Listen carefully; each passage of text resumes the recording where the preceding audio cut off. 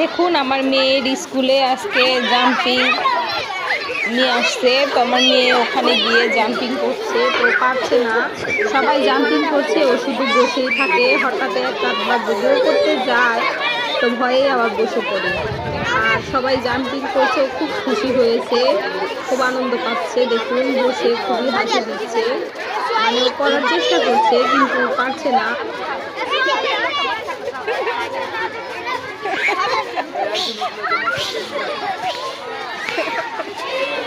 তো দেখুন আশেপাশের পরিবেশটা সত্যি অনেক সুন্দর।